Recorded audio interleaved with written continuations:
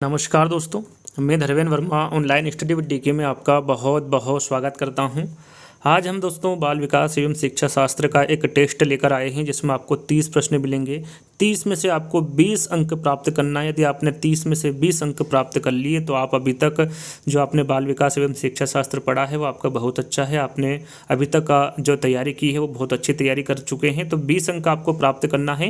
यदि इस प्रकार के आपको यदि टेस्ट चाहिए तो आप कमेंट्स के माध्यम से बता सकते हैं। डेली एक टेस्ट आपको हम दिया करेंगे। तो टेस्ट कब और कौन सा सब्जेक्ट का देना है ये कमेंट्स के माध्यम से आप बता सकते हैं। तो 30 प्रश्न मिलेंगे। हर प्रश्न का आप कमेंट्स में आंसर दे सकते हैं या फिर अपनी कॉपी में लिख सकते हैं और अंत में हम बता सकते हैं कि इन 30 प्रश्नों में आपको कितने नंबर आए। तो चलिए शुरू करते हैं। आज का पहला प्रश्न है हमारा, 1909 में प्रथम बाल निर्देशित क्लिनिक का निर्माण किया किसके द्वारा किया गया? विलियम हेले, जॉन डीवी, थॉर्नडाइक या फिर वाटसन? तो आपका राइट आंसर होगा विलियम हेले। यदि इस समय में आप आंसर नहीं दे पा रहे हैं तो वीडियो को पॉज कर लीजिएगा, चारों विकल्पों को अच्छे से पढ़ लीजिएगा, उसके बाद आपको आंसर देना है। तो राइट आंसर आपका क्या होगा? विलियम हेले। 1909 में प्रथम बाल निर्देशित जो क्लिनिक का निर्माण किया था वो विलियम हेले ने किया था। कहाँ पर किया गया था? तो शिकागो में किया गया था और इन्हीं की याद में कैरियर डे मनाया जाता है। याद रखिएगा, इनकी याद में कौन सा डे मनाया जाता है? कैरियर डे मनाया जाता है। दूसरा प्रश्न है और काफ़ी इंपॉर्टेंट है, बालक के अध्ययन संबंधी प्रथम पत्रिका का प्रकाशन किया था किसके द्वारा किया गया? स्टैनली हॉल, विलियम जेम्स, जेन पियाजे या फिर विलियम ब्रेकन? बताइए इसका सही आंसर क्या होगा? तो यहाँ पर आपका राइट आंसर होगा स्टैनली हॉल। याद रखिएगा, बालक के अध्ययन संबंधी जो प्रथम पत्रिका का प्रकाशन किया था वो स्टैनली हॉल के द्वारा किया गया था। यदि पहला वाला विकल्प चुना होगा तो एक नंबर और जोड़ लीजिएगा।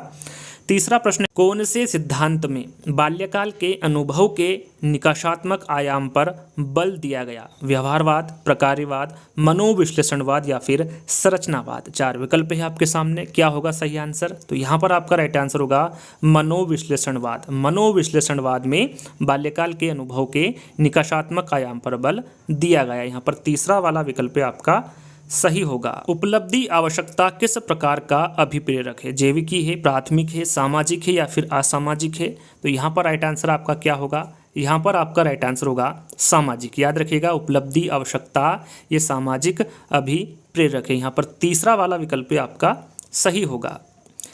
किसने यहाँ मत दिया है कि भाषा विचार की अंतर वस्तु का निर्धारण करती है? काफ़ी इंपॉर्टेंट है। यहाँ किसका मत है? फ्रायड का है, वुंट का है, पियाजे का है या फिर वाहार्प का मत है? तो यहाँ पर आपका राइट आंसर होगा वाहार्प। याद रखिएगा, यहाँ मत वाहार्प का है कि भाषा विचार की अंतर वस्तु का निर्धारण करती है। यहाँ पर फोर्थ वाला विकल्प आपका सही होगा। किसे किशोर मनोविज्ञान के पिता के नाम से जाना जाता है? काफ़ी इंपॉर्टेंट है। आंसर क्या होगा? स्टैनली हॉल होगा, पियाजे हैं, वाइगोत्स्की हैं या फिर मास्लो है? क्या यहाँ पर सही आंसर होगा आपका? यहाँ पर आपका राइट आंसर होगा स्टैनली हॉल। ये इनको किशोर मनोविज्ञान के पिता के नाम से भी जाना जाता है। तो राइट आंसर आपका क्या होगा? पहला वाला। यदि पहला वाला टिक किया है तो एक नंबर और आप ऐड कर लीजिएगा। सातवां प्रश्न है, ऑपरेशन ब्लेड बोर्ड परिणाम था, ये किसका परिणाम था? ऑपरेशन ब्लेड बोर्ड कोठारी आयोग का, एनसीएफ 2005 का, एनपीई 1986 का या फिर एनसीएफ 2000 का? किसका परिणाम था? तो ये था एनपीई 1986 का, राष्ट्रीय शिक्षा नीति 1986 का परिणाम था ऑपरेशन ब्लैक बोर्ड। यहाँ पर तीसरा वाला विकल्प आपका सही होगा। आठवां प्रश्न है, निम्नलिखित में से कौन सा मूल्य बुनियादी शिक्षा द्वारा विकसित किया गया है? यहाँ पर आपको बताना है कौन सा मूल्य बुनियादी शिक्षा द्वारा विकसित किया गया है। प्रतिस्पर्धा, संपन्नता, श्रम के प्रति सम्मान या फिर राष्ट्रवाद? तो राइट आंसर आपका होगा श्रम के प्रति सम्मान। श्रम के प्रति सम्मान ये बुनियादी शिक्षा द्वारा विकसित किया गया है। यदि तीसरा वाला विकल्प आपने चुना है तो राइट आंसर एक नंबर और जोड़ लीजिएगा आप। नवा प्रश्न है आपका, वंशानुक्रम से संबंधित प्रयोग चूहों पर किसने किया? कार्ल पियर्सन ने किया, मैकडूगल ने किया, मेंडल ने किया या फिर पावलाव ने किया? प्रश्न को ध्यान से पढ़ना है। वंशानुक्रम से संबंधित प्रयोग चूहों पर किसने किया? तो आपका राइट आंसर होगा मेंडल ने। याद रखिएगा, वंशानुक्रम से संबंधित जो प्रयोग चूहों पर किया वो मेंडल के द्वारा किया गया। भारत के संविधान में कौन सा अनुच्छेद शिक्षा के अधिकार का प्रावधान करता है? यहाँ पर आपको बताना है कौन सा अनुच्छेद है जो शिक्षा के अधिकार का प्रावधान करता है। अनुच्छेद 19, अनुच्छेद 20, अनुच्छेद 21A या फिर अनुच्छेद 32? तो यहाँ पर राइट आंसर होगा अनुच्छेद 21A। याद रखिएगा, भारत के संविधान में अनुच्छेद 21A शिक्षा के अधिकार का प्रावधान करता है। यहाँ पर तीसरा वाला विकल्प आपका सही होगा। एक सफल इंटीरियर डिजाइनर में किस तरह की बुद्धि का प्रबलशीलता होती है? काफ़ी इंपॉर्टेंट है। अमूर्त बुद्धि है, मूर्त बुद्धि है, सामाजिक बुद्धि है या फिर सामान्य बुद्धि है? तो राइट आंसर आपका होगा अमूर्त बुद्धि। यहाँ पर पहला वाला विकल्प आपका सही होगा। आगे बढ़ते हैं। पूर्णतः प्रकार्यशील व्यक्ति का संप्रत्यय किसने दिया? काफ़ी इंपॉर्टेंट है। पूर्णतः प्रकार्यशील व्यक्ति का संप्रत्यय किसके द्वारा दिया गया? कार्ल रोजर्स के द्वारा, सिगमंड फ्राइड के द्वारा, गल्टन के द्वारा या फिर पावलोव के द्वारा? तो राइट आंसर होगा आपका कार्ल रोजर्स के द्वारा। इनके द्वारा पूर्णतः प्रकाशशील व्यक्ति का संप्रत्यय दिया गया। तो राइट आंसर आपका पहला वाला होगा। किसने मूलभूति विश्वास बनाम अविश्वास को विकास की प्रथम अवस्था के रूप में प्रस्तावित किया? काफ़ी इंपॉर्टेंट है। किसने मूलभूति विश्वास बनाम अविश्वास को विकास की प्रथम अवस्था के रूप में प्रस्तावित किया? फ्रायड, पियाजे, फ्रांसीसी गाल्टन या फिर एरिक्सन? काफ़ी इंपॉर्टेंट प्रश्न है। सही आंसर क्या होगा? एरिक्सन। एरिक्सन ने मूलभूति विश्वास बनाम अविश्वास को विकास की प्रथम अवस्था के रूप में प्रस्तावित किया। यहाँ पर फोर्थ वाला विकल्प आपका सही होगा। निम्न में से किसका संबंध मूल दुश्चिंता एवं मूल शत्रुता के संप्रतियों से है? यहाँ पर आपको बताना है किसका संबंध मूल दुश्चिंता एवं मूल शत्रुता के संप्रतियों से है।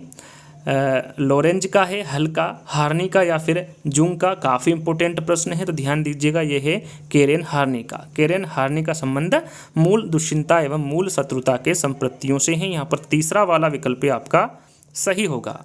निर्जीव वस्तुओं को सजीव गुण देने वाली प्रकृति को पियाजे ने क्या नाम दिया है? क्या नाम दिया है? कल्पना, केंद्रीकरण, संजीव चिंतन या फिर वस्तु स्थितर्य? यहाँ पर देखिए पियाजे के द्वारा पूछा गया है, तो राइट आंसर आपका क्या होगा? संजीव चिंतन। निर्जीव वस्तुओं को सजीव गुण देने वाली प्रकृति को पियाजे ने संजीव चिंतन नाम दिया है। यहाँ पर तीसरा वाला विकल्प आपका सही होगा।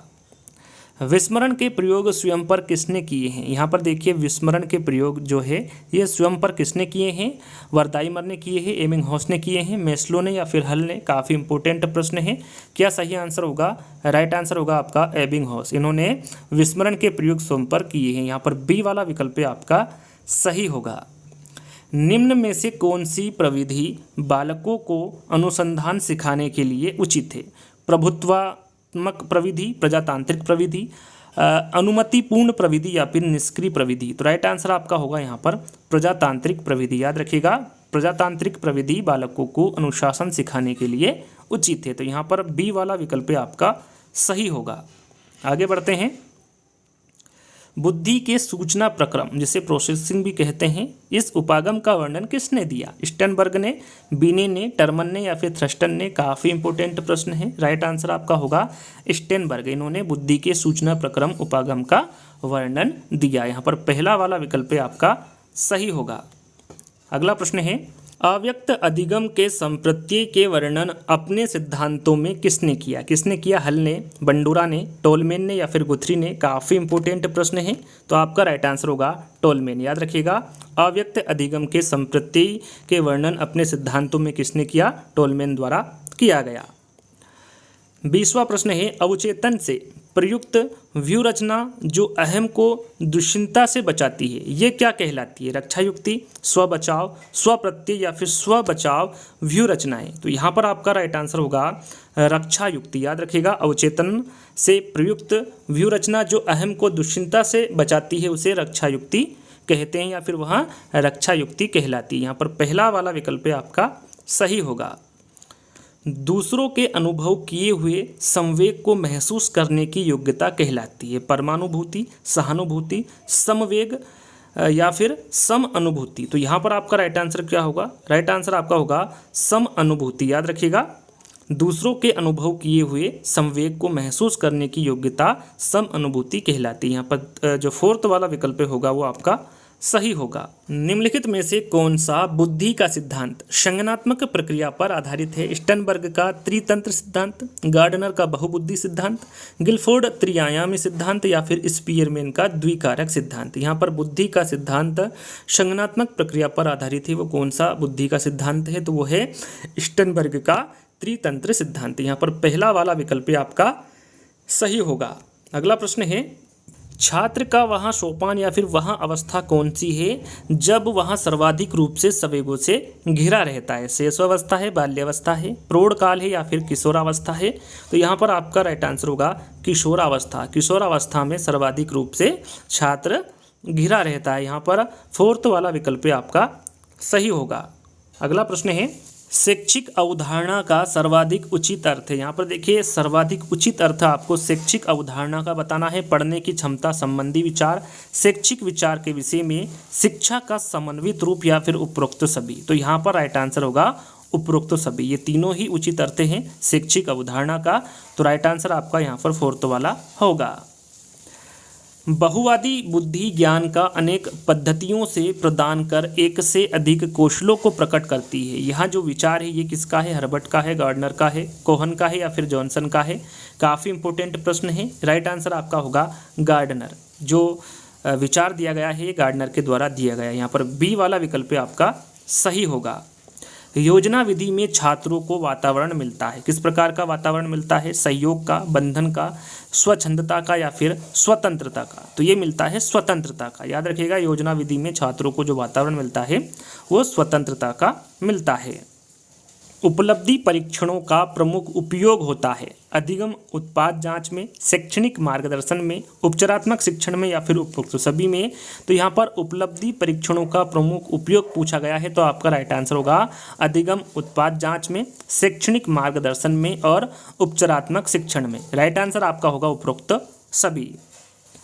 अगला प्रश्न है, बाल अध्ययन का पिता किसे कहा जाता है? स्टैनली हॉल को, प्रियर को, सिवन को या फिर वाटसन को? काफ़ी इंपॉर्टेंट प्रश्न है और उसका आंसर आपको पता भी होगा।